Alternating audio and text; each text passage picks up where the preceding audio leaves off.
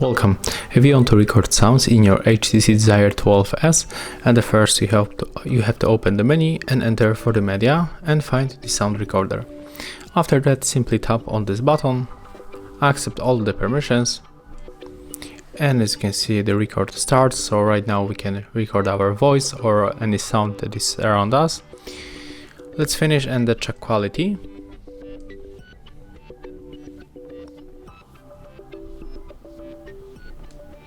So right now we can record our voice or any sound that is around us. Let's finish and then... And as you can see, that's how it looks. Thank you guys for watching. Leave thumbs ups, comments and subscribe to our channel.